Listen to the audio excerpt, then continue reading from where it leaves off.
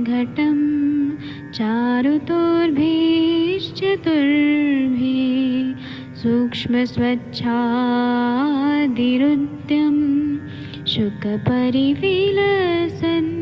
मौलिमम्भोजनेत्रम् कालाम्बोदोज्ज्वलाङ्गं कटितटविलसत् चारुपीताम्बराढ्यं वन्दे धन्वन्तरिन्तं निखिलगदमिव प्रौढदावाग्निनीलम्।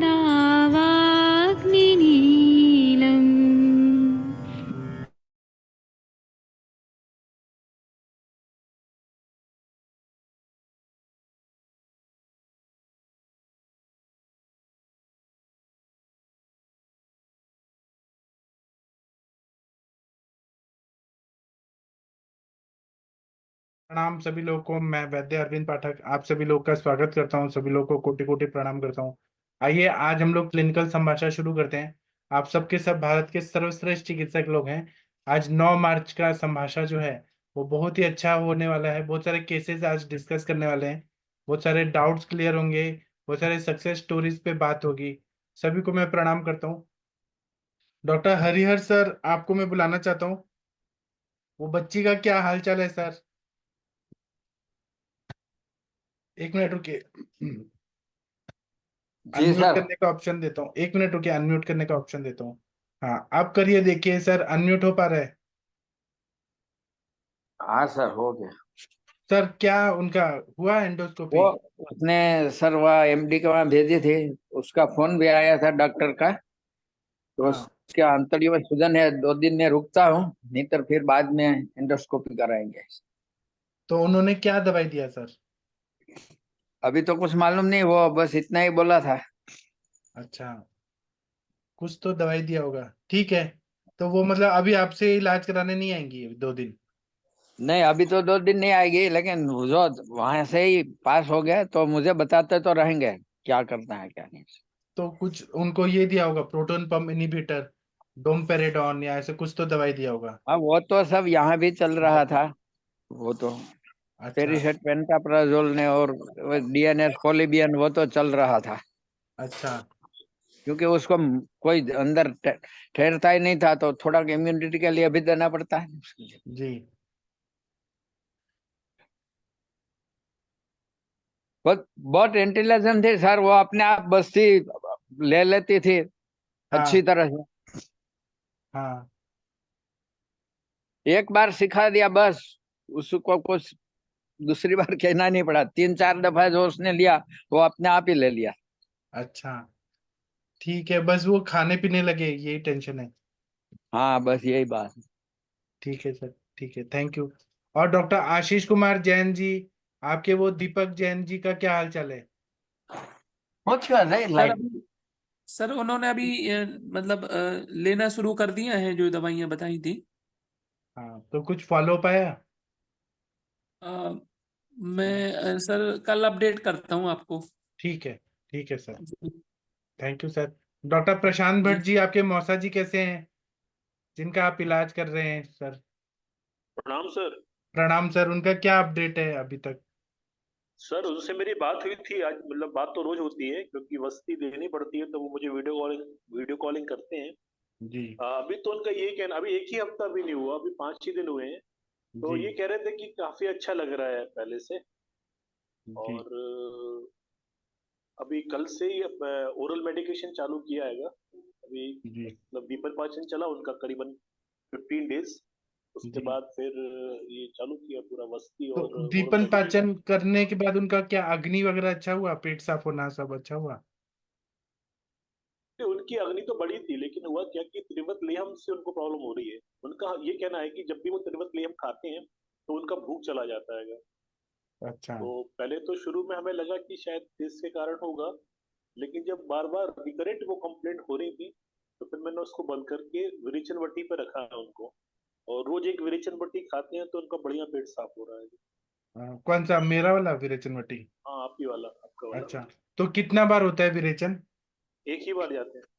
अच्छा, एक ही बार, तो उनका एक कुछ, बार, लेकिन पूरा मल निकल जाता है पूरा एक बार में। ठीक है, तो वो पैरालिटिक कंडीशन है ना उनका शायद। हाँ, उनको एक तो उनका जो लेफ्ट अपर और लोअर लिम्ब है वो प्रॉपर मतलब वो जमा नहीं पाते हैं, और सहारा से खड़े होते हैं, और यूरिन का सेंसेशन नहीं है, स्टूल का सेंसेशन नहीं है। स्टूल का जरूर आज बोल रहे थे कि हाँ कुछ लग तो रहा है पहले से ठीक ठाक। ठीक है ना सर, ठीक हो जाएंगे। हमारे सर बोलते हैं 15-20 दिन तक देना चाहिए, अगर जरूरत पड़े तो ब्रेक दे दीजिए कभी कभी विरेचन का, अगर वीकनेस आ रहा है तो। हाँ, पंद्रह नहीं सोलह अभी दिन तो विरेचन। हाँ। आज तो पहले ही दिन था, तो अभी 15 दिन दे के फिर बंद कर देंगे। हाँ। क्योंकि त्रिवतली हम उनमें ज्यादा दिक्कत उनको वो उनका भूख का हो रहा था। फिर अभी भूख का बोले थे तो फिर हमने उनको दाक्षा से स्पेशल और ऐड किया उनको आज। और आप और विरेचन वटी भी दे रहे हैं तो थोड़ा घी जरूर पिला के तब दीजिए। सॉस नहीं, विरेचन हम बोला है ना। हाँ, नहीं तो वस्ती तो चल ही रही ना, करीबन 7 दिन हो गया वस्ती देते हुए, अच्छा अच्छा, ठीक है, तो बहुत उसमें बढ़िया। तो हो ही रहा होगा। और जी 40 ml नस चल 15 दूनी 30 ml नस चल रहा है, 15-15 ml सुबह जी। शाम। तो सर आपने कुछ देखा हाथ में, उंगलियों में कुछ चेंजेस आ रहे हैं? उनका थोड़ा सा स्किन में जो ड्राइनेस थी वो हमें कम लगी। जी। वो थोड़ा सा जो एकदम ड्राई ड्राई हो रहे थे पूरे, मतलब सूखा सूखा सा पूरा उनका बॉडी, वो आज थोड़ा उनका चेहरा में ठीक लगा। और सर आपने क्या क्या दवाई दिया है? एकांगवीर रस, रसराज रस, क्या क्या दिया है? हाँ, ये सब दिया जो आप बोल रहे हैं, एकांग भी, रसराज रस, मृदवाज चिंतामणि, हाँ गोकुल तिक्त गतम, हाँ नरसिंह रसायन, हाँ। बला सुगंधा चूर्ण, जी। ये सब दिया। आप बीच बीच में चेंज करेगा, जैसे कभी महाकल्याणक घृत दे दिया, माइंड पे काम करेगा। महाकल्याणक, महापैशाचिक, महापंचगव्य, कभी आप चेंज करके सिद्ध मकर ध्वज, स्वर्ण मालिनी वसंत दे दीजिएगा, कभी सहस्त्रपुटी अभ्रक दे दीजिएगा। ये सब चल रहा है उनको सर, घृत अच्छा, छोड़ के चल रहा सभी है। चल रहा है। जी। जी। सर मुझे ऐसे लग रहा है कि आप जल्दी ठीक कर देंगे उनको। हाँ सर, अब बढ़िया सर हो जाए तो। सर बहुत परेशान हो गए हैं बेचारे, वो हाँ। ग्वालियर के हैं और दिल्ली में पड़े हैं। जी। वो अभी मुझे लग रहा है 20 दिन में ही ठीक हो के आपके क्लिनिक में मिलने आएंगे आपको, मुझे ऐसे फील हो रहा है। जी सर, जी सर, थैंक यू सर।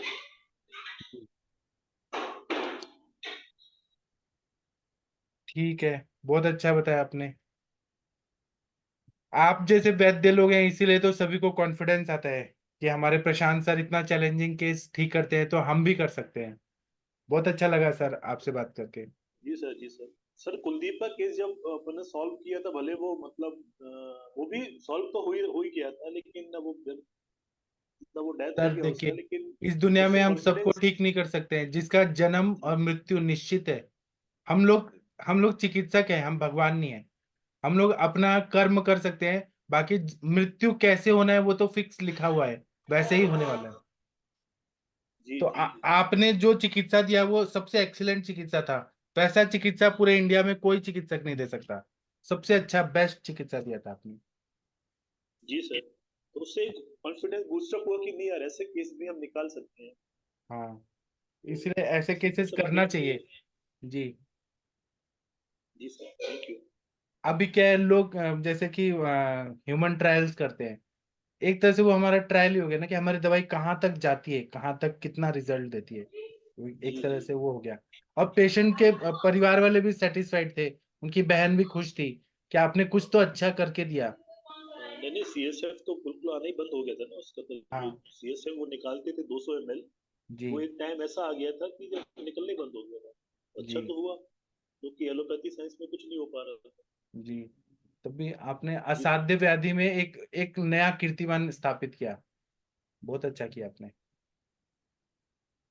जी। Thank you sir. सर इन्होंने क्या ट्रीटमेंट दिया, और ये थोड़ा सा इनको हाईलाइट कर देंगे एक बार तो अच्छा सर ये रहेगा। आपके पास में सागर में तो है प्रशांत भट्ट जी, आप इनसे कभी भी मिल सकते हैं। कहाँ सर पे ये? जी। ये जबलपुर में है। अच्छा अच्छा अच्छा। ये आप लोगों को मालूम नहीं है, आशीष कुमार जैन जी हैं। ये 38 ईयर्स के हैं और ये इंजीनियरिंग एमटेक करके आईआईटी से पढ़ के फिर आईबीएम में जॉब करते थे। फिर ये लोग जैन साधु हैं, ब्रह्मचारी हैं। तो इनके गुरुजी ने कहा कि आप बीएमएस करो, तो ये जॉब छोड़ के और बीएमएस कर रहे हैं। इनका ग्रुप है बहुत सारे वैद्य लोगों का। जी जी जी जी। सर प्रशांत भट्ट जी, आप कृपया केस के बारे में थोड़ा बताइए। मैं उनको लेके आऊंगा सर 1-2 दिन में। तो हाँ, जब सामने रहेंगे तब अच्छे से डिस्कशन हो जाएगा तो अच्छा उनका ना वो जो कुलदीप जी का केस था वो जानना चाह रहे हैं। कुलदीप जी का ये केस था कि उनको उनका एक वो लोग 3-4 लोग एक कार से जा रहे थे, तो वो कार का बहुत खतरनाक एक्सीडेंट हुआ एक बड़े ट्रक से। तो 2 लोग तो स्पॉट पे ही डेथ हो गए, और कुलदीप जी जरूर मतलब उनको भी काफी हेड इंजरी हुआ और अनकॉन्शियस हो गए थे वहां पे। और उसके बाद उनको फिर शिफ्ट किया यहाँ, सागर लाए, सागर से बाहर ले गए। तो पूरा उनका जो ब्रेन था वो पूरा फट गया था। तो उस पे उसकी काफी सर्जरी हुई, दो तीन सर्जरी होके वो ठीक ठाक करके उन्होंने एक रास्ता उसमें क्या था कि वो सीएसएफ का उनका इशू चल रहा था कि वो सीएसएफ पूरा उनका लीक हो रहा था। तो वो करा के उन्होंने उसको ठीक तो कर लिया, मतलब पेशेंट कॉन्शियस तो नहीं हुआ पूरा, सेमी कॉन्शियस अनकॉन्शियस टीम में उन्होंने उसको वो किया, ठीक करा। और सीएसएफ के लिए उन्होंने एक चिप डाली थी जिससे उनको 200 ml सीएसएफ रोज 5 ml की सीरिंज से निकालना पड़ता था। और वो चीज करीबन 2-2.5 महीने से उनके साथ में चल रही थी। और अब क्योंकि बेड रिटर्न थे तो सेकेंडरी इन्फेक्शन होते थे, बार बार यूटीआई हो रहा है, फीवर आ रहा है, तो 2-3 महीने से वही वही ऐसा ऐसा उनका झेल रहे थे। फिर संपर्क में आए थे यहाँ पे से मतलब अपने आयुर्वेद में, तो उनका इलाज किया, लेकिन वो शायद अपन बहुत लेट थे। फिर भी करीबन 2 महीने के आसपास उनका इलाज चला, और उससे ये फायदा जरूर हो गया था कि उनका सीएसएफ जो लीक होता था जो वो निकालना पड़ता था वो बिल्कुल बंद हो गया था। और उनका कॉन्शियस लेवल भी बढ़ा था, उनका जो पहले एक टक देखते रहते थे, समझते नहीं थे, कोई स्माइल नहीं करते थे, तो वो चीज़ों में इम्प्रूवमेंट थोड़ा थोड़ा सा आ गया था। और एक दिन अचानक क्या हुआ कि उनको सडन उनको स्कॉट में स्वेलिंग वेलिंग आई, और उनका फोन आया था, तो हमने कहा आप शिफ्ट करो, हम आगे देखेंगे, फिर आप एक बार दिखा लो इसमें हॉस्पिटल में, हमारे हॉस्पिटल है यहाँ पे बंसल। तो वो गए वहाँ पे, और वो पहुंच की आधे घंटे बाद उनका डेथ ही हुई। लेकिन अचीवमेंट ये रहा कि जो चीज मतलब एलोपैथी साइंस से ठीक नहीं हो रही थी वो यहाँ पे वो ठीक हुई। और यदि समय मिलता आयुर्वेद के लिए तो आगे चल के मुझे लगता था वो पूरे ठीक हो जाते, लेकिन अब अ, नहीं था अ, कभी किस्मत में। आपने जो कहा कि स्कॉटल एरिया में स्वेलिंग था, यह अरिष्ट सूचक लक्षण इंद्रिय स्थान में बताया है। मृत्यु के पूर्व ही ऐसे लक्षण आते हैं। आप मृत्यु को नहीं रोक सकते हैं, लेकिन आपने व्याधि को तो बहुत अच्छे तरह से कवर किया था। बहुत अच्छा लगा। सबसे मेन बात है कि आपने केस लिया कि मैं करने का कोशिश कर रहा हूँ, तो वो बहुत अचीवमेंट है। काफी हद तक जी आपने सर। ठीक कर दिया। हाँ जी। हाँ सर, उससे सर बहुत कॉन्फिडेंस बूस्टर जरूर बहुत ज्यादा हुआ। उसके बाद और भी केस ऐसे देख, मतलब ऐसे केस तो नहीं आए ऐसे हेड इंजरी वाले, लेकिन अब यही मेरे मतलब यही केस जो भी चल रहा है दिल्ली में। तो अब मुझे लगता है कि जहाँ अपन इसको तो ठीक कर ही सकते हैं, मतलब पेशेंट अगर ठीक हो जाता है तो। हाँ, वही तो। सबसे मुश्किल केस करेंगे तो हमें सारे केसेस इजी लगते हैं। जी बहुत सर, जी अच्छा। सर। यही तो अनुभव जन्य ज्ञानम स्मृति। अनुभव से ही तो स्मृति बनती है और हमें कॉन्फिडेंस आता है कि हम कहाँ तक क्या क्या कर सकते हैं। और प्रशांत भट्ट जी, शायद आपको नहीं पता, हमारे संहिताकारों ने ऐसे ही लिखा है पूरा। कहाँ तक उन्होंने इलाज किया है, बाद में बोल दिया कि असाध्य है, असाध्य है। फिर बाद में उन्होंने इंद्रिय स्थान भी लिखा है। तो वो लोग भी ऐसे करते थे, चैलेंजिंग केसेस सॉल्व करते थे उस जमाने में। जी जी। सर। जी sir, thank you sir, thank you. हाँ, डॉक्टर आशीष कुमार जैन जी, आप कभी टाइम मिले तो सागर में जाइए। वहां पर आप लोग जी का जी जैन मुनि का स्नातक भी है। वहां जाके कभी प्रशांत भट्ट जी से मिल लीजिएगा। जी सर, मिल लेंगे। जाता रहता हूँ सागर तो मैं और कभी एक कभी। हनुमंत राय जी भी हैं हमारे साथ, अभी जुड़े हैं, वो भी उधर ही हैं सागर में। जी उनसे भी मिलेगा। जी सर, थैंक यू सर। और कोई केस बताना चाहते हैं, बताइए अनम्यूट करके। नमस्ते सर। हाँ सर।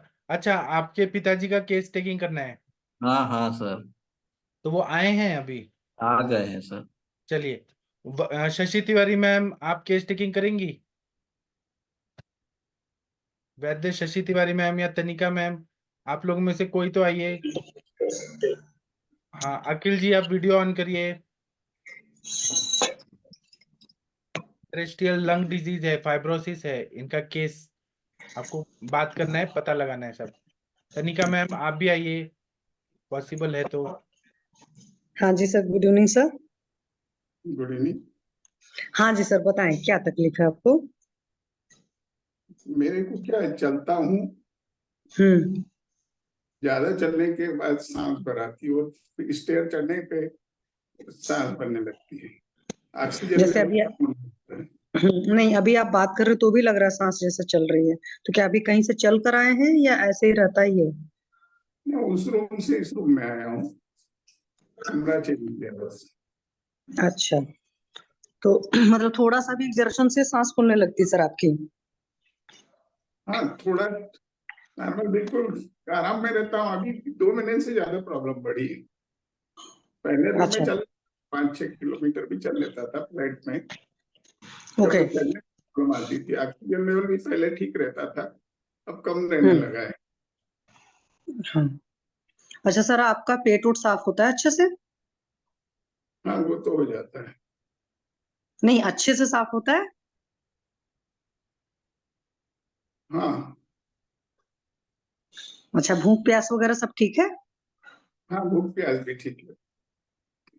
तो मतलब कितने टाइम खाना खाते हो? 2 टाइम खाते हैं, 3 टाइम खाते हैं? मतलब ब्रेकफास्ट लंच डिनर चलता है कि सिर्फ 2 टाइम खाते हैं?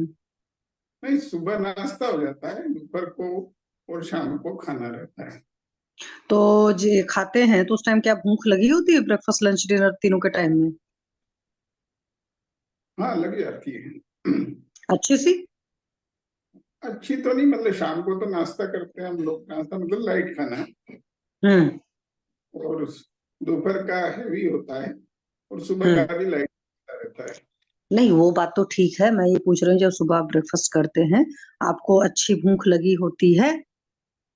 हाँ, भूख लगी रहती है। दोपहर को भी बढ़िया भूख रहती है? हाँ, और रात को भी बढ़िया भूख रहती है? रात को भूख कभी कम रहती, कभी ज्यादा रहती है, उसमें वेरिएशन होता रहता है। वो अच्छा, शुरू उसमें से वेरिएशन होता रहता है। हाँ, मतलब पहले से इस तरह की आदत पड़ी गई है। नहीं, वो तो होता है ना, ब्रेकफास्ट लंच डिनर तो हर कोई कर रहा होता है, लेकिन एक होता है कि हमारा टाइम हो गया है, क्रेविंग है सो हम खा रहे होते हैं, एक होता है कि हमको भूख लगती है सो हम खा रहे होते हैं, इसलिए मैंने पूछा आपसे। अच्छा, ये गैस एसिडिटी वगैरह की भी तकलीफ रहती है? पहले रहती थी, कभी कभी अच्छा। ये भी खा लेता हूँ तो रहती है।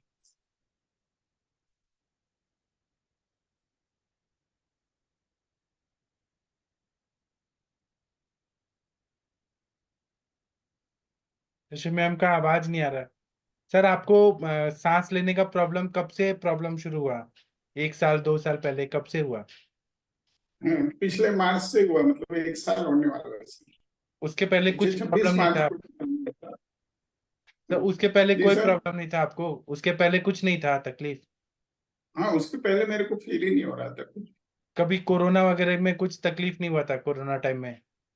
कोरोना टाइम में ऐसे लगा नहीं कि मेरे को कोरोना हुआ है, कैसा हम खुद पे यहीं पे रहते, कुछ भी ऐसा नहीं हुआ हमें। सर जब आपको मार्च में तकलीफ हुआ उसके पहले आपको सर्दी जुकाम बुखार कुछ हुआ था फरवरी में जनवरी में पिछले साल? नहीं, ऐसा कुछ नहीं था। एक्चुअली क्या था कि मेरे को हार्ट का 30% के लगभग साइड में ब्लॉकेज है, पीछे की साइड का। जी। मेन मेन ऑडिटरी में नहीं है, तो तो वो उसका इलाज चल रहा था। तो पिछली बार बाथरूम साफ करने के टाइम ऐसा लगा, मेरे को झुका तो पेट दबा, और पेट दबने के कारण मैं सांस नहीं ले पाया व्यवस्थित। फिर रूम में आके मैंने सांस लिया कंप्लीट, तब मेरे को ओके लगा। तो मैं समझा कि हार्ट की प्रॉब्लम ना हो, तो पूरा हार्ट चेक करवाए तो सब नॉर्मल निकले। फिर सीटी स्कैन करवाई तो उसके बाद ख्याल आया कि लंग्स फाइब्रोसिस है। सर आपको हार्ट में ब्लॉकेज है ये कैसे पता चला? कब पता चला? ये मार्च 2020 में। मतलब उस टाइम क्या सिम्टम था कि आप डॉक्टर के पास गए थे? रेगुलर चेकअप के हिसाब से। अच्छा, तो मतलब कभी सांस फूलना या हार्ट में पेन होना, पाल्पिटेशन होना, पसीना नहीं, आना? ऐसा कुछ नहीं था, वो 60 के हिसाब से मैं निकला था। तो एट दैट उन्होंने टाइम आई वाज 62 नियरली। अच्छा 61 ब्रांच। जी सर। तो 60 के बाद रेगुलर चेकअप के हिसाब से गया। जी सर। कभी आपको सर सर्दी जुकाम वगैरह नहीं हुआ था? 6 महीने पहले हुआ था, 6-7 महीने पहले, 6-7 महीने पहले डिटेक्शन हुआ के था? पहले। हाँ, डिटेक्शन के पहले लगभग, मतलब ये 2023 दिसंबर 2022 के लगभग से। क्या हुआ था सर? सर्दी बहुत हो रही थी अच्छा और खांसी भी करने लगी थी। अच्छा, तो आपने उसके लिए क्या दवाई लिया था? कौन सी दवाई थी? आयुर्वेदिक लिया था सर। क्या, कौन सा लक्ष्मी दवाई? लक्ष्मी विलास रस जी और इंग्लिश दवाई एलोपैथी मोन्टालुकास और ये लेता था। टंकन भस्म भी लिया था, जी। तो सर उसके वजह तो से आशा अमृतम भी लिया था। जी, उससे वो उसकी ठीक हो वजह से गया? मेरी सर्दी खांसी, हाँ, ठीक हो गया था। अच्छा सर, आपको कभी स्टेरॉइड्स वगैरह भी चला है क्या? स्टेरॉइड ये पिछले साल से ही चला, मार्च 23 से के बाद से, 14 अप्रैल से। अच्छा, तो स्टेरॉइड लेने से क्या फायदा होता है आपको? स्टेरॉइड लेने से अब वो तो डॉक्टर की एडवाइस से, एलोपैथी डॉक्टर एडवाइस के हिसाब से जो लगता है हमको वो देते हैं टेस्ट। तो सर पिछले साल मार्च से 2024 के मार्च तक आपको कोई सांस लेने में तकलीफ बढ़ गई है क्या पहले से? नहीं, ऐसा नहीं था मेरे को, क्या जून जुलाई में तो बहुत अच्छा लगा, मई जून जुलाई में, क्योंकि अच्छा स्टेरॉइड की डोज 16 mg पर डे थी। जी स्वर्ण भस्म भी चालू रखा था, जी तो जब बंद करता था तो मेरे को तकलीफ लगने लगती थी, बाकी में ओके लगता था और बहुत अच्छा लगने लगता था। उसके जी बाद स्टेरॉइड डोज उन्होंने कम कर दिया, 4 mg अल्टरनेट दिन कर दिया, जी। तो वो किया और स्वर्ण भस्म भी बंद हो गया, तो मेरे को प्रॉब्लम बढ़ने लग गई। क्या प्रॉब्लम होने लगी सर आपको? ये श्वास की सर, अच्छा और ऑक्सीजन SO2 कम हो जाता है मेरा। जी। तो अभी सर पूरा ऐसे लंग्स में फाइब्रोसिस हो चुका है, बढ़ गया है बहुत? हाँ, लंग्स में फाइब्रोसिस कितने परसेंट? PFT कराया तो सर 49% है सर। और सर SpO2 कितना हो जाता है आपका ऑक्सीजन लेवल? 94 to 89 sir. अच्छा सर, आपका जो पेट साफ होता है, जो स्टूल आता है, मल आता है, वो सूखा सूखा आता है क्या, कि नहीं चिपचिपा सर, आता है? लिक्विड नहीं, नॉर्मल जैसे ही रहता है, मतलब सूखा नहीं रहता। मतलब आप कोमोड में वो फ्लश हो जाता है, अच्छे से साफ हो जाता है? हाँ, सर आपको और कोई प्रॉब्लम है क्या, जैसे जॉइंट पेन होना, कमर दर्द होना? नहीं, ऐसा कुछ भी नहीं। सर आप सुबह ब्रेकफास्ट में क्या खाते हैं? ब्रेकफास्ट में जनरली पोहे खाता हूँ। पोहे खाते हैं? अच्छा। हाँ, परमल के जो भी जो रहता है सो। और कुछ स्प्राउटेड चीजें भी खाते हैं क्या? मूंग को स्प्राउट किया? गैस बनने लगी थी बीच में, तो कोई आयुर्वेदिक डॉक्टर थे, उन्होंने बोला कि आप कच्चा वो खाते हो तो उससे गैस बनती है, इससे अच्छा आप वो कर दो, तो फिर मैंने लेकिन वो बंद कर। कभी पहले खाते थे क्या सर, पहले ये सब बीमारी होने के पहले? पहले खाता था सर, मेरे को हार्ट की तकलीफ 2020 में डिटेक्ट किया, तो उसके पहले उसके बाद मैंने 20 से 22 तक, मतलब लगभग 3 साल तक मैंने स्प्राउटेड खाए हैं? स्प्राउटेड खाता था। हाँ सर, अखिल जी आप लिख लीजिए, स्प्राउटेड खाए हैं, वायु का एक हेतु मिल गया। स्प्राउटेड 2 साल खाए हैं ब्रेकफास्ट में? हाँ ठीक। सर। नहीं सर, आप ही से बात करना है, वो केवल लिख रहे हैं हेतु। सर आपको ऐसा है कि रात को कितना बजे सोते हैं, सुबह कितना बजे उठते हैं सर? ये लगभग रात को 11 बजे तक सो जाता हूँ सर, और सुबह कितना बजे उठते हैं? सुबह 7 साढ़े 7 बजे। तो वहां सूर्योदय कितना बजे होता है, आप जहाँ रहते हैं?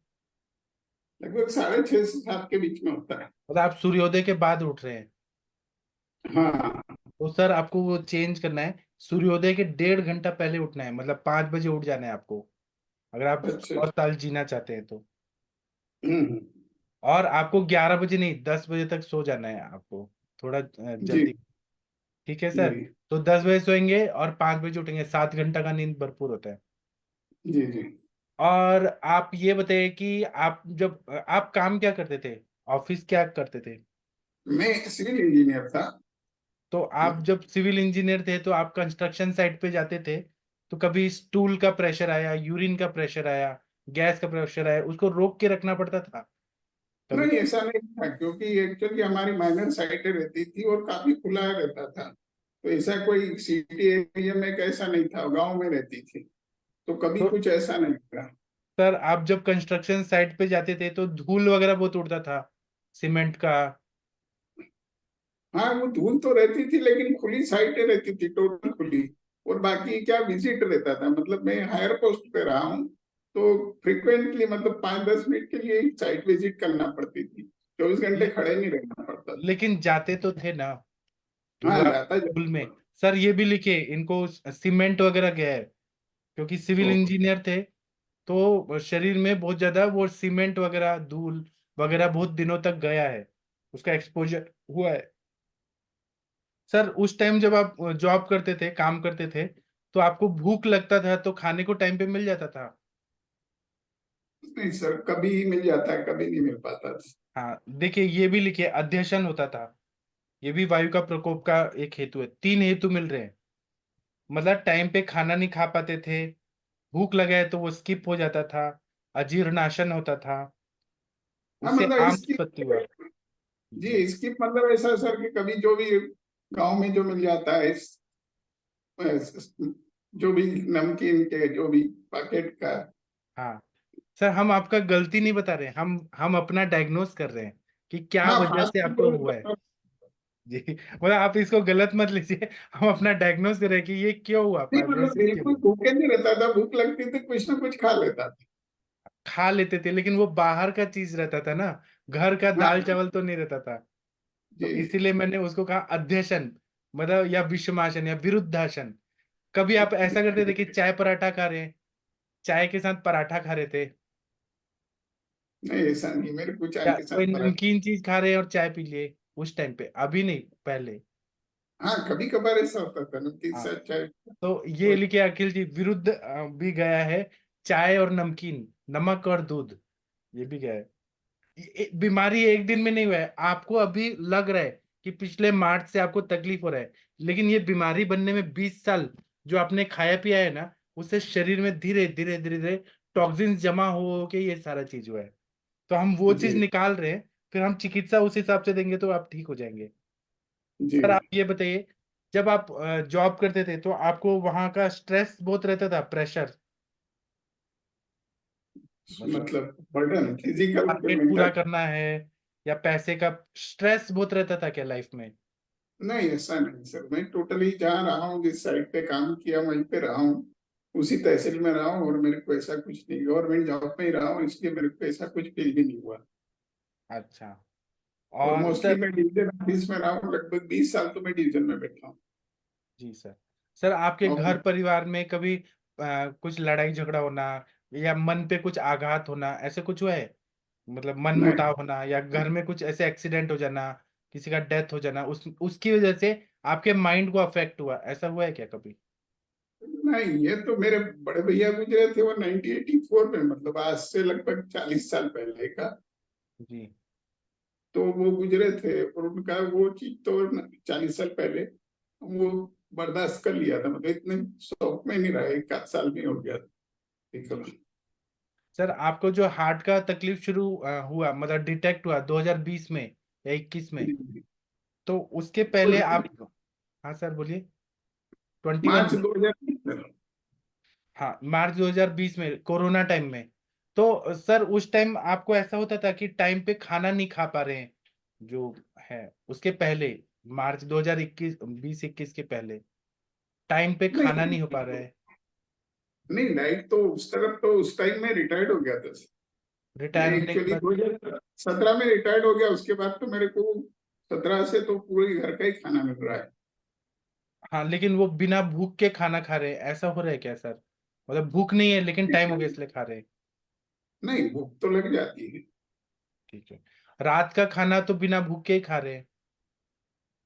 रात में कभी कभी होता है, लेकिन हम भूख नहीं रहती तो लाइट ही खाते हैं हम लोग, हेवी खाना नहीं खाते। हाँ, भूख नहीं रहती कि खा रहे हैं ना, खा हाँ, रहे तभी हैं ना। आप जी, ठीक है। तो सर अखिल जी, ये सारे हेतु तो मुझे मिल गए।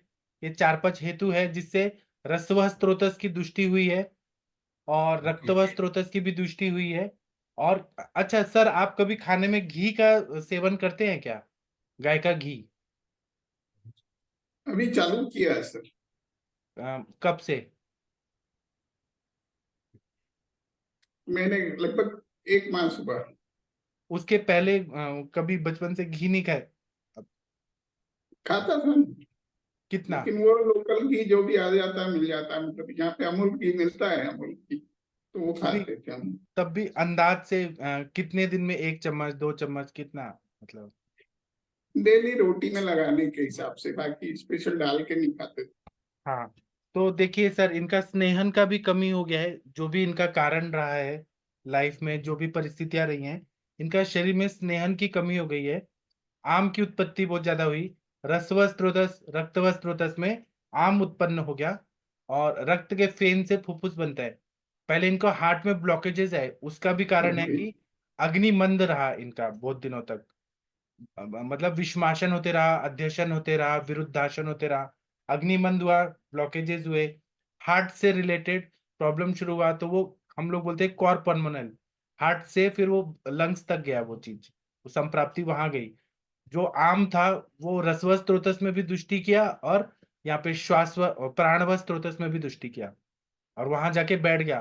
कफ भी, क्योंकि इनका सीमेंट वगैरह का जो भी एक्सपोजर होता था, वहां पे सब वो जो पार्टिकल्स थे, तो इनको वमन वगैरह कराना चाहिए था। अभी तो वमन पॉसिबल नहीं है क्योंकि फाइब्रोसिस हो गया है। तो अभी मैं चिकित्सा बाद में बताता हूँ। हाँ, किसी को कुछ पूछना है? सर, हाँ जी, बोलिए। आपका वॉइस नहीं आ रहा था, आप लास्ट वाला सेंटेंस वापस रिपीट करेंगे सर? मेरा आवाज नहीं आ रहा था? हाँ, अभी नहीं आ रहा था, लास्ट वाला सेंटेंस सर छोड़िए, आप वापस बताएं। इनका जो भी हुआ ना, क्योंकि हृदय जो है वो रसवह स्रोतस का मूल स्थान है, तो रसगत आम बहुत ज्यादा हो गया है, रक्त वह स्रोतस में भी दुष्टि है, इसलिए पूरा हृदय में ब्लॉकेजेस आए हैं इनको, कोरोनरी आर्टरी में ब्लॉकेजेस आए हैं। इनका कैसे न कैसे जाठराग्नि मंद रहा, आम की उत्पत्ति हुई, और वो रस ने क्या किया, रस धातु जो दुष्टि था, वह रसवह स्रोतस में भी दुष्टि है, और वो प्राणवह स्रोतस में भी दुष्टि है। ठीक है। इनका ठीक है। हमें वमन वगैरह कराना चाहिए था, लेकिन वमन हुआ नहीं है। कहीं ना कहीं जो सीमेंट वगैरह गया है उसके वजह से लंग्स में सब ब्लॉकेजेस हो गए, होने शुरू हुए धीरे धीरे, और कब होते गया। तो इनका ठीक अभी हम वमन नहीं करा सकते हैं। हाँ। फाइब्रोसिस है, आईएलडी है, तो हम लोग अभी वमन नहीं करा सकते हैं। इनको हमें ट्रीटमेंट में स्नेहन करते जाना है, मात्रा बस्ती देना है, दीपन पाचन करना है, फुफ्फुस को रीजनरेट करने वाली दवाइयां देनी है। केवल आप इनको जो भी स्वर्णकल्प या जो भी दवाई दे रहे हैं उसके साथ आपको स्नेहन करना बहुत जरूरी है, तभी ये ठीक हो पाएंगे सर। ठीक है सर। हाँ, इस इनके केस में किसी को कुछ पूछना है? तनिका मैम, शशि मैम, कुछ पूछना चाहते हैं इनके अलावा मैंने जो पूछा है?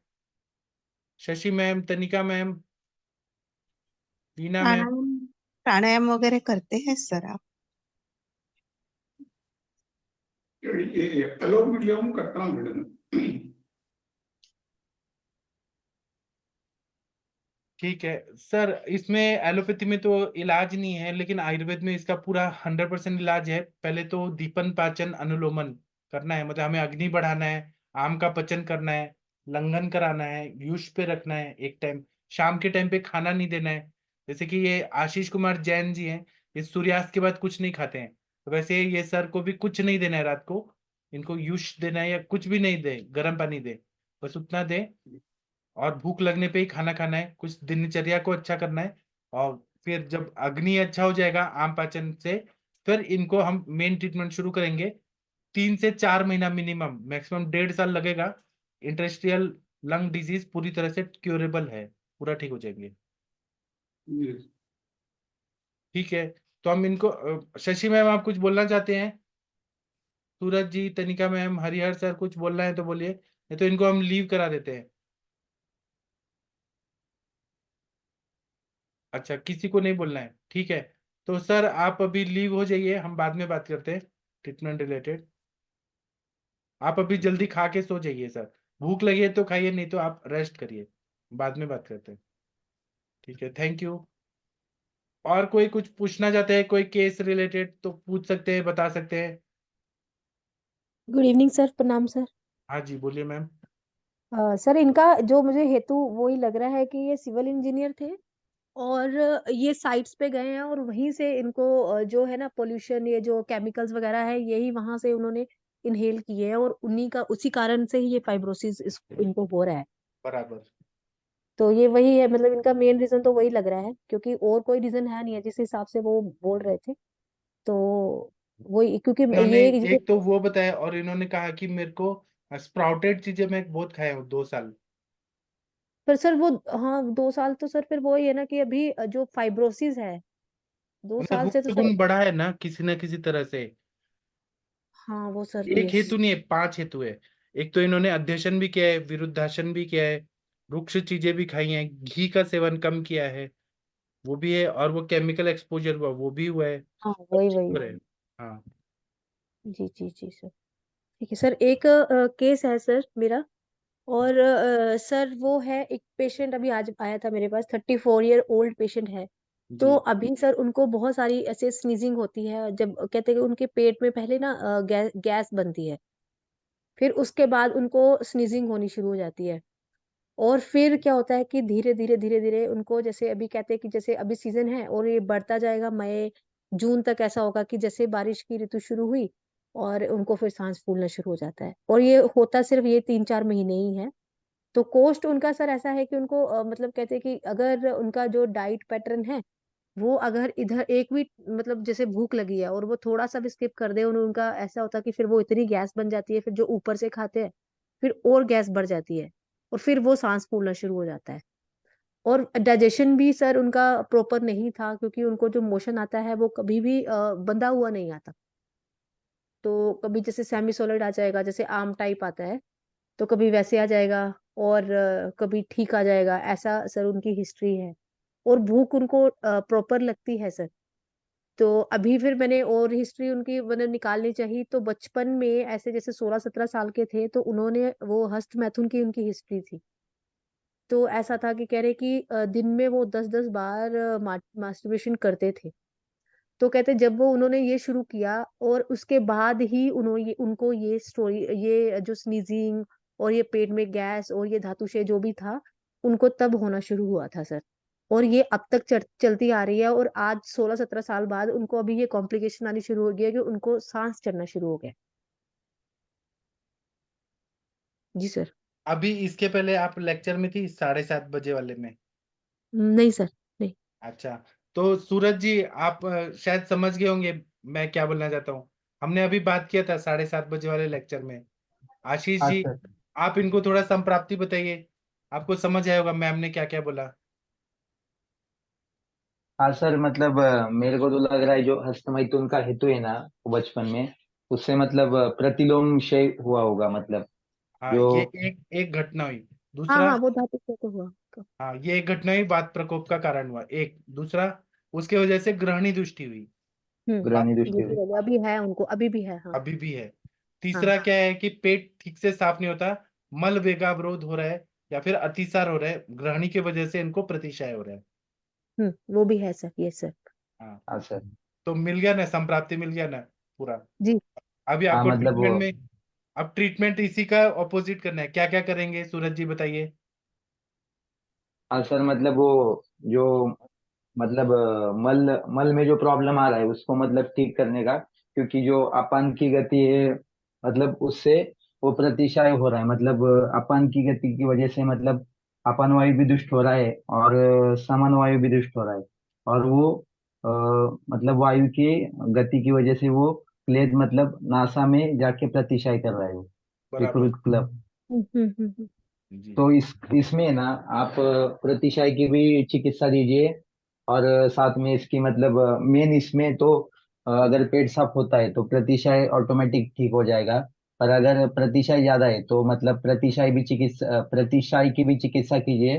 और वो मल जो नहीं मतलब ठीक से नहीं प्रवृत्ति हो रही मल की, उसकी भी अच्छी से चिकित्सा कीजिए। तो फिर बहुत ये बढ़िया बताया आपने।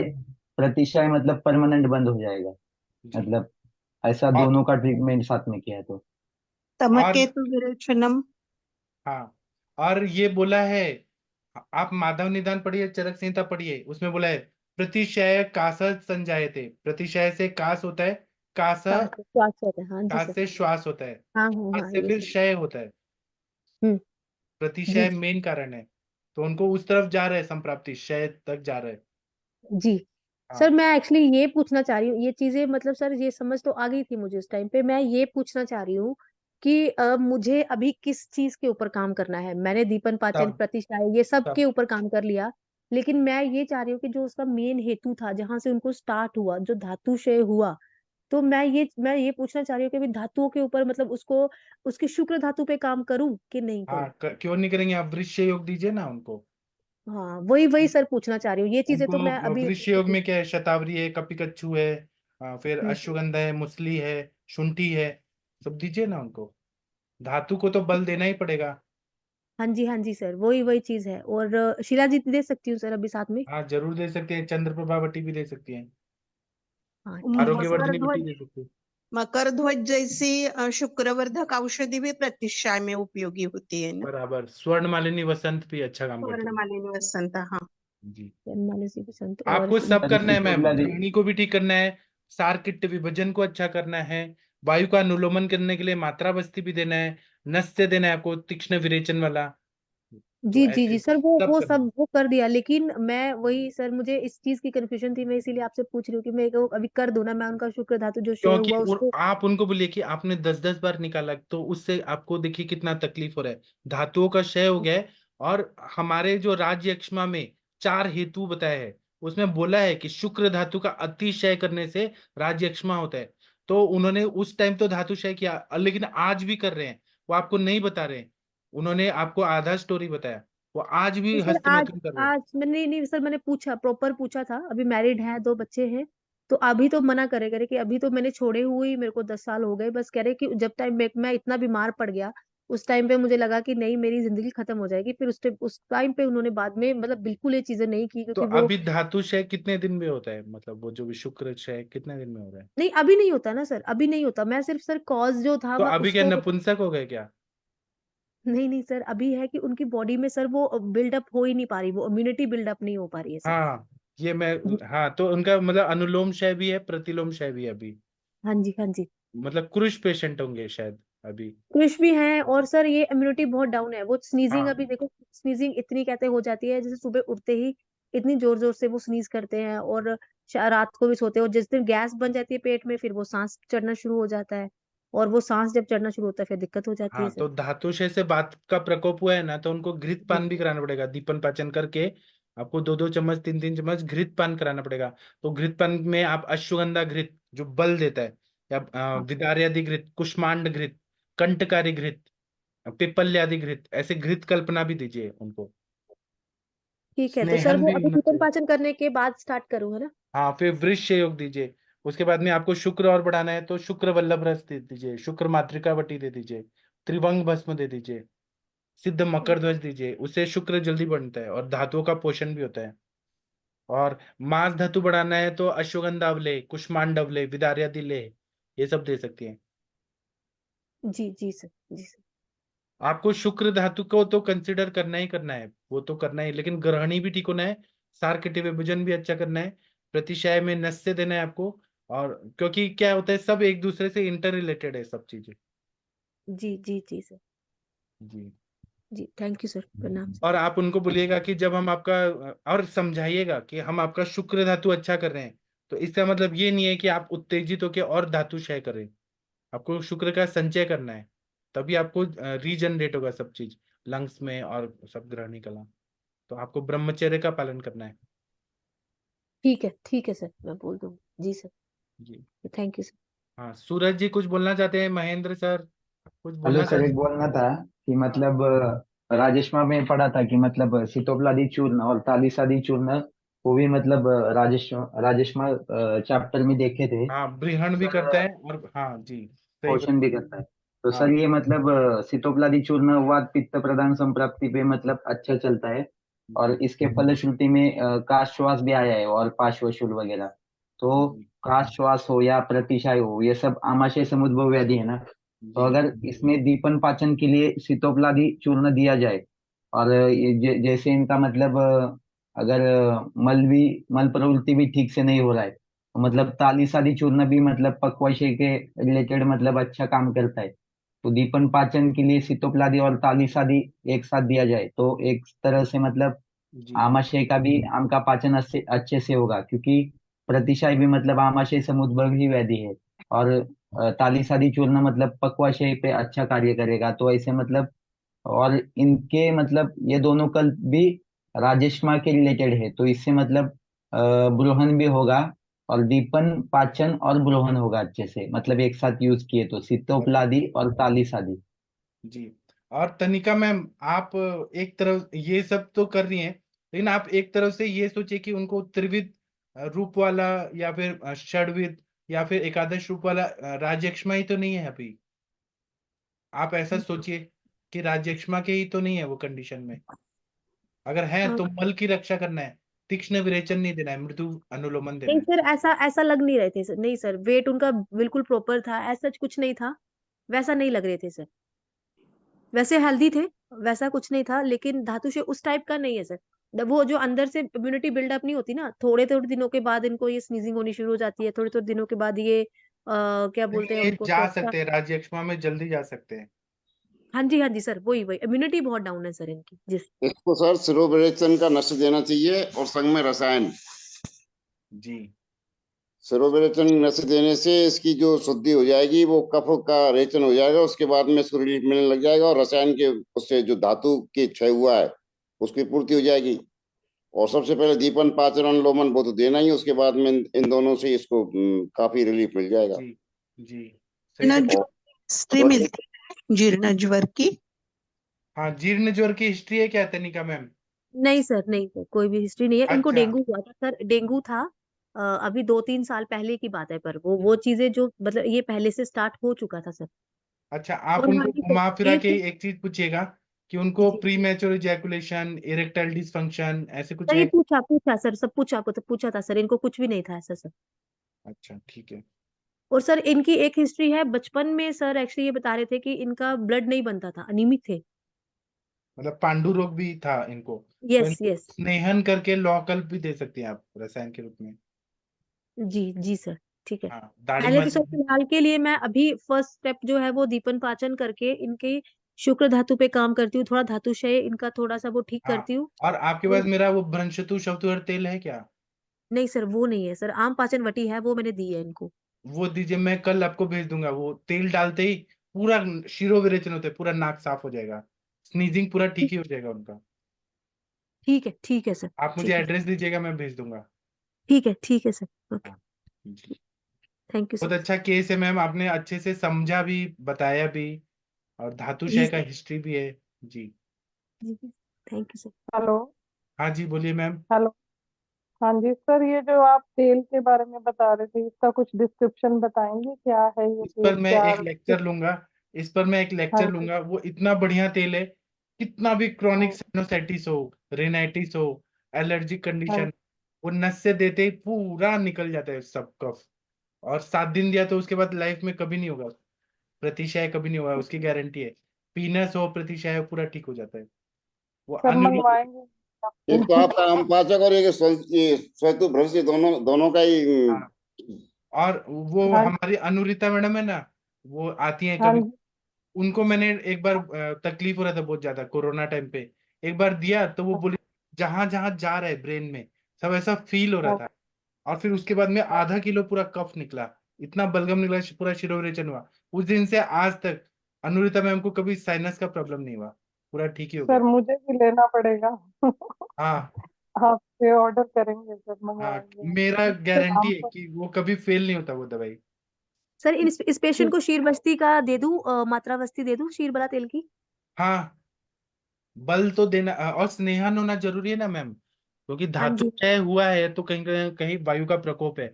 तो आपको उनको बस्ती तो देना ही पड़ेगा। बस्ती तो आधी चिकित्सा बताइए, सभी जी व्याधियों जी की। और सर जो अब मेरा हाइट वाला एक पेशेंट जो आपने बोला था, तो जो सर वो चंद्रशूर बीज के लिए फिर से पूछ रही थी आज। तो सर वो कहती ऐसे ही उसको कितना निगलूं, क्या करना है उसका? मैंने बोला सर आप बता देंगे बोलिए आपको। पहले, आप ना दवाई लीजिए, और फिर ऐसा मत सोचिए कि नहीं निकल पाएंगे। आप तैरने के पहले ही खड़े होके बोल रहे हैं कि मैं तैर नहीं पाऊंगी, तो कैसे होगा? सब हो जाएगा। अब यहाँ पे हाँ हनुमंत राय जी हैं, उनको पूछिए उनके पेशेंट का हाइट कितना बढ़ गया, 2-3 इंच बढ़ गया है 3 महीने में। यहाँ पे हैं हनुमंत राय जी, वो तो सर दवाई वो फेल पूछ नहीं रहे थे होता। कि सर कितनी क्वांटिटी में देंगे? मैंने बोला मैं पूछ के बता दूंगी कि कितनी क्वांटिटी में मैं तो कितना है। बराबर दे दूंगा, वो कितना लेंगी उस पे रिजल्ट आएगा, वो जितना लेंगे उतना रिजल्ट है, नहीं लेंगी स्लो आएगा रिजल्ट। ठीक है सर। सर आप बात कर लेना, फिर से बात करेंगे वो आपसे। और मुझे ये बताना था कि जो मात्रा बस्ती आप बोल रही हैं, हाँ 101 जी। आवृत्ति का शीरबला तेल का मात्रा बस्ती जब देते हैं ना, जहां पर जी भी धातु क्षय जन्य ऐसे बीमारियां होती है जिसमें मास्टरबेशन बहुत किया होता है, तो हाँ वहां हाँ पे जो नसें होती है कमजोर हो जाती है, अंदर अंदर रुक्षता रहती है। तो जी शीरबला में दूध है, बला है, और तेल है, तिल तेल है, उसको बार बार आवर्ती देके सिद्ध किया है।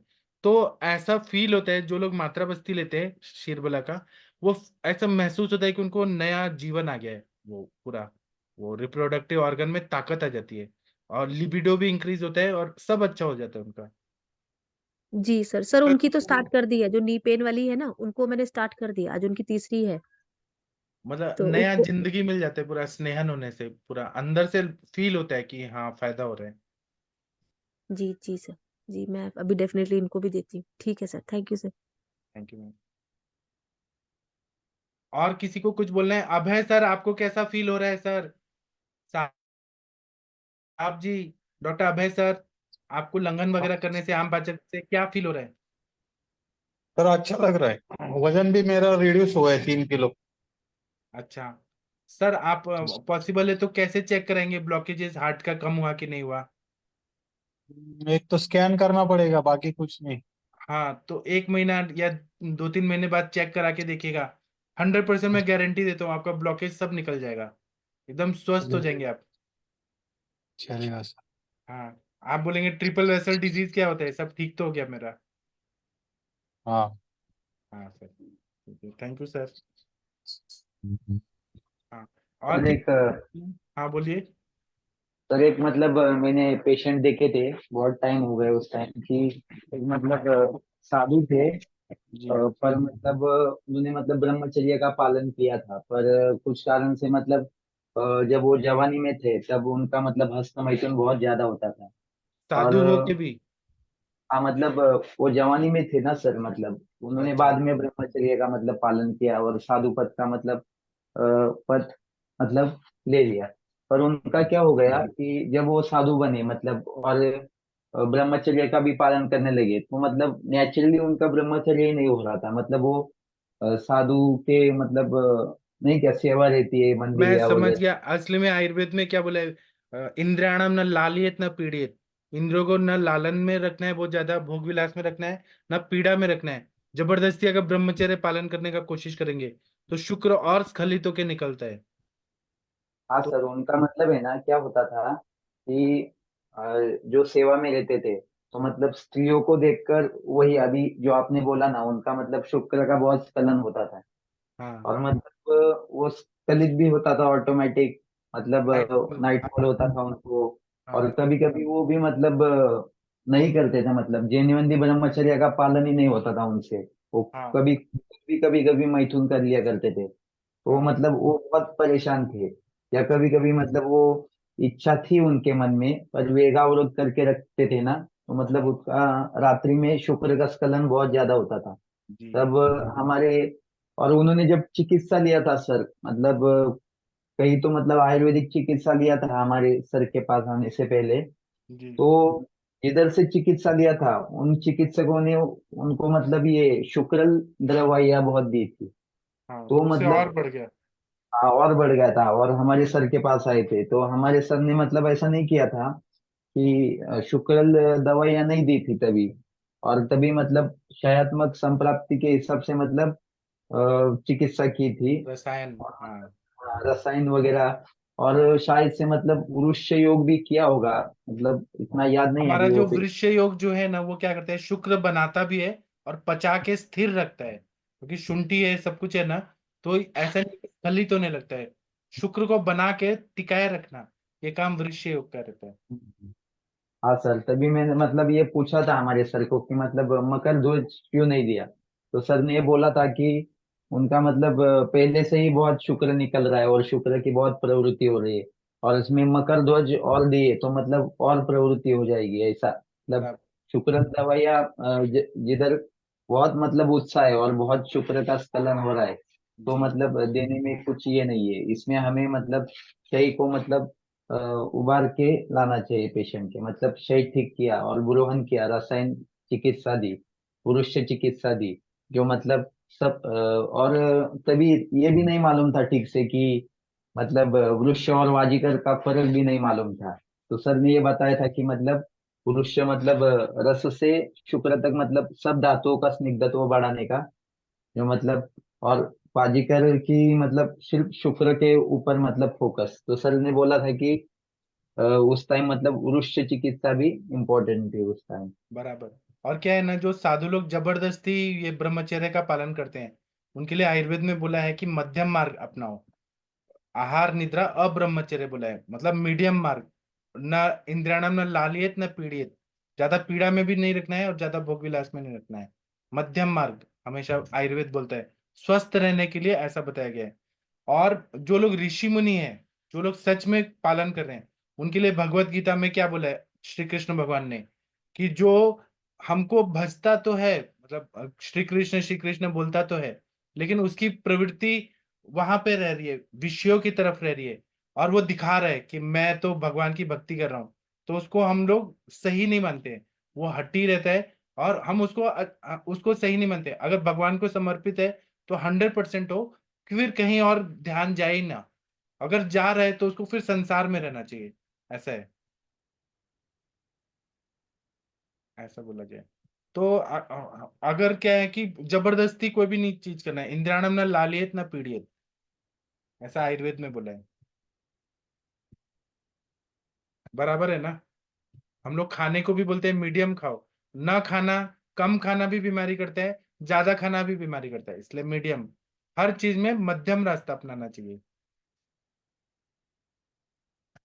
चलिए, आप लोगों को कुछ और बोलना है क्या? 10 बज गया है। चलो सर, सूरज एक भी हाँ एक रिक्वेस्ट थी कि मतलब वो सुश्रुत के मतलब गन थे उस पे मतलब आप संडे को मैं लेक्चर। ले सकता हूँ, आप नवीन सर को बोलिए, वो सारा चीज वो डिसाइड करते हैं।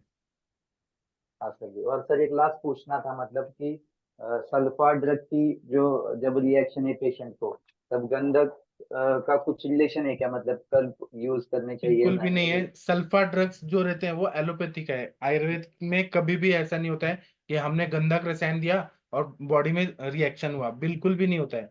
हमारा गंधक ना, हम गोघृत में और गाय के दूध में ऐसे सिद्ध करके फिर देते हैं। हमारा जो गंधक है वो अलग है, हमारा प्रक्रिया होता है गाय का दूध का और घी का। और जो सल्फा ड्रग्स होते हैं वो केमिकल सल्फा होता है। हमारा पूरा ये रहता है, बायोलॉजिकल फॉर्म रहता है। हमारे दवाइयों से कभी साइड इफेक्ट नहीं होता। और जिसको हो रहा है, आप गंधक रसायन मत दीजिए, लेकिन ऐसा कभी सुना नहीं गया है, न भूतो न भविष्यति, ऐसा कभी नहीं होता है। हेलो हाँ जी, बोलिए मैम। सर, एक पेशेंट था एलर्जिक टू चीज, यानी पनीर से एलर्जी थी इस पेशेंट को। स्वेलिंग हो जाती थी उसको फेस पे, और उसको गंधक रसायन दिया था मैंने, लेकिन उसकी प्रॉब्लम थोड़ी सी बढ़ नहीं, गई थी आप जो स्टार्ट। बोल रहे ना चीज से हो जाती थी, तो उनकी कफज ग्रहणी का बीमारी था। आपने कफज ग्रहणी नहीं ठीक किया और कफ वर्धक चीजें खाएंगे, चीज और ये पनीर ये सब, तो उनकी हाँ होंगी ना, जी। स्वेलिंग आएगी ना। कफज हाँ ग्रहणी की जी। चिकित्सा करनी है हमें, हमें उनका पाचन क्रिया अच्छा करना है। कफज ग्रहणी आप पूरा चिकित्सा पढ़िए, उसमें जैसे कि लशु नदी बट्टी, क्रव्याद्रस, क्षार का प्रयोग, परपट्टी कल्प, ये सब बताए। फिर गोमूत्र का प्रयोग, ऐसे बहुत सारे आसवरिश का प्रयोग बताए। वो आप ठीक ठीक है करेंगे सर। तब वो ठीक हो जाएंगे। तो स्टार्टिंग में पहले उनका दीपन अनुलोमन, दीपन पाचन अनुलोमन भी दीपन जरूरी है पाचन सर? अनुलोमन कफज ग्रहणी की चिकित्सा वो कर कफज देंगे, ग्रहण। तो आपको गंधक हाँ रसायन जी। देने की जरूरत ही नहीं है, अपने आप ठीक हो जाएंगे। ठीक। ठीक है सर, ठीक है, thank you sir. Thank you ma'am, thank you. अभी हम सेशन बंद हाँ। करते हैं। आप लोगों को आयुष दर्पण के प्लेटफॉर्म से कुछ ना कुछ नया सीखने को जरूर मिला होगा आज। अब हम कल मिलेंगे। मिलता है थैंक सर। यू। हाँ जी सर, थैंक यू सर। और कभी भी सिम्टोमेटिकली इलाज मत करिए, पूरा हेतु निकालिए, व्याधि विनिश्चय करिए कौन सा व्याधि है। और नहीं समझ आ रहा है तो आप हमें हमारा दिमाग खाइए कि क्या है, हम आपको बताएंगे। हाँ जी, ठीक है, thank you sir. Thank you.